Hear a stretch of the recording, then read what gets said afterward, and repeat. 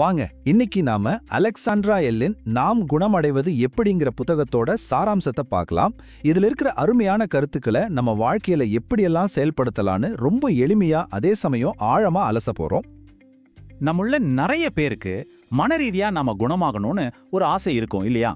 ஆனா எங்க இருந்து ஆரம்பிக்கிறது, எப்படி ஆரம்பிக்கிறதுன்னு தெரியாம ஒரு பெரிய மலைப்புல நிப்போம். அதுவும் இன்டர்நெட்ல அவ்வளோ தகவல்கள், எது நமக்கு சரி வரும்னே தெரியாது. சோ இப்ப கேள்வி என்னன்னா, எங்க இருந்து ஆரம்பிக்கிறது? இந்த கேள்விக்கு ரொம்ப தெளிவான அதே சமயம் நம்மளால செய்யக்கூடிய ஒரு பதில தான் இந்த புத்தகம் நமக்கு கொடுக்குது. இது நம்ம குணமடைதல் பயணத்துக்கு ஒரு நல்ல ஸ்டார்டிங் பாயிண்டா அமையுது. சரி வாங்க, இந்த வழிகாட்டிக்குள்ள இன்னும் கொஞ்சம் ஆழமா போலாம். குணமடைதல்ங்கிறது ஒரு பெரிய விஷயம் மாதிரி தோணலாம். ஆனா அதை எப்படி நம்ம அன்றாட வாழ்க்கையில செய்யக்கூடிய சின்ன சின்ன விஷயங்களா மாத்துறதுன்னு இதுல அழகா சொல்லியிருக்காங்க. அதைத்தான் நாம இப்ப பார்க்க போறோம். இந்த புத்தகத்தோட அடித்தளமே இந்த 4 படி கொண்ட ஒரு கட்டமைப்பு தான். இது நம்மளோட குணமடைதல் பயணத்துல வழிதவறி போகாம இருக்க ஒரு மேப் மாதிரி நமக்கு வழிகாட்டும். அப்படி என்னதான் அந்த 4 படிகள், வாங்க பார்க்கலாம்.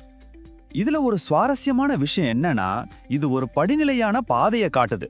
அதாவது முதல்ல இதை செய்யணும், அப்புறம் இதை செய்யணும்னு ஒரு தெளிவான வரிசை இருக்கு. இதனால என்ன செய்யறதுன்னு தெரியாம குழப்பத்துல இருக்கிறவங்களுக்கு இந்த பயணம் கொஞ்சம் சுலபமா தெரியும்.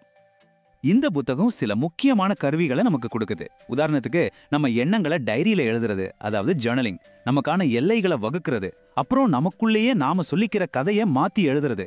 இதெல்லாம் வெறும் யோசனைகள் மட்டும் கிடையாது, உங்க உண்மையான பலத்தை நீங்க திரும்ப பெற நீங்க செய்ய வேண்டிய செயல்கள்.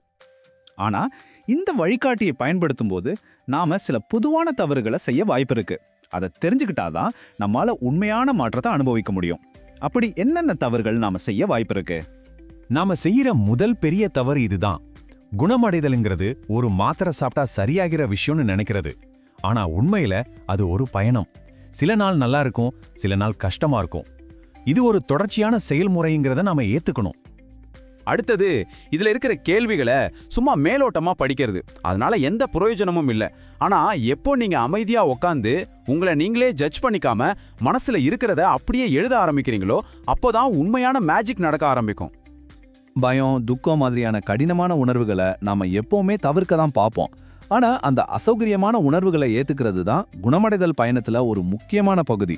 சரி, இப்போ இந்த எல்லா விஷயங்களையும் சேர்த்து நாம இன்னைக்கே ஆரம்பிக்கக்கூடிய ஒரு 5 வார செயல் திட்டமா எப்படி மாத்துறதுன்னு பார்க்கலாம் வாங்க. இப்போதான் நாம தியரியிலிருந்து பிராக்டிக்கலுக்கு வர்றோம். அடுத்த 5 வாரத்துக்கு நீங்க என்னென்ன செய்யணும்னு வழிகாட்ட ஒரு தெளிவான நடைமுறைப்படுத்தக்கூடிய திட்டம் இதுல இருக்கு. இந்த 5 வார திட்டம் நம்ம முழு பயணத்தையும் ஒட்ட பார்வையா நமக்கு காட்டுது.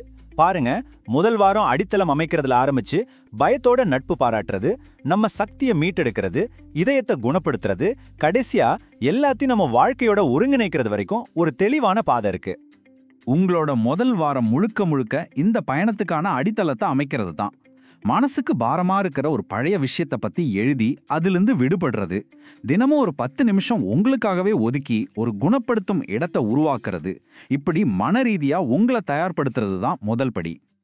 இந்த பயணத்தோட மிக முக்கியமான கட்டம் நம்ம சக்தியை நாமளே மீட்டெடுப்பது தான்.